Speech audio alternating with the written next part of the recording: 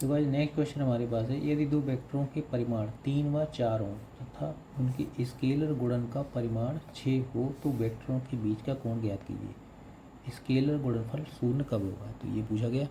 तो हमें पता है स्केलर गुणनफल क्या होता है, A vector dot B vector equal to होता है ए बी कॉस थीटा। इसको कह देंगे इक्वेशन नंबर 1।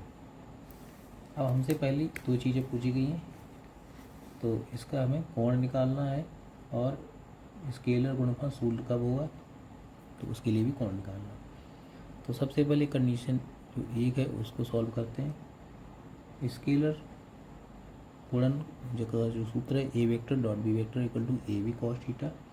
यहाँ पर उन्होंने पहली कंडीशन में कहा है ए बराबर 3 और बी बराबर 4 है, यानी कि उनका दो वेक्टरों का परिमाण जो है 3 है और 4 है। तो सूत्र क्या है, A vector dot B vector equal to A B cos theta, और उनका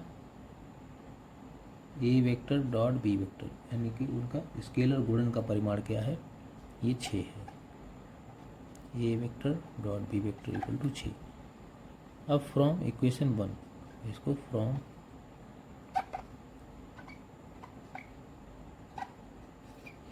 इक्वेशन 1 से क्या आ जाएगा, इसकी वैल्यू पुट करेंगे 6 इक्वल टू आएगा 3 इंटू 4 कॉस थीटा और 6 अपॉन 3 चौक 12, ये 12 आ जाएगा। 6/12 इक्वल टू कॉस थीटा। तो यहाँ से कॉस थीटा इक्वल टू ये वैल्यू है कॉस 1/2 आएगा। 1/2 ये वैल्यू होती है कॉस 60 डिग्री की इक्वल टू कॉस थीटा। तो यहाँ से थीटा इक्वल टू आ जाएगा 60 डिग्री। ये आंसर आ गया। दूसरी कंडीशन क्या है, दूसरी कंडीशन ये है कि उनका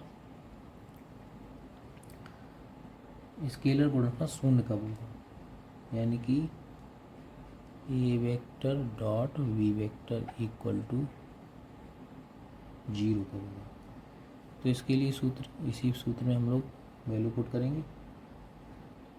तो यहाँ से जो वैल्यू पुट करेंगे from equation 1, A vector dot B vector value 0 equal to A vector A और बी, इसका कोई मतलब नहीं, तो इसको लिख लेते हैं ऐसे ही ए बी कॉस थीटा। क्योंकि ए बी से अगर भाग देंगे तब भी ये 0 आएगा। 0 इक्वल टू कॉस थीटा। तो यहाँ से ये कॉस 0 जो वैल्यू होती है ये होती है कॉस 90 की वैल्यू। तो cos 90 degree equal to cos theta. तो यहाँ से थीटा की वैल्यू आएगी 90 डिग्री।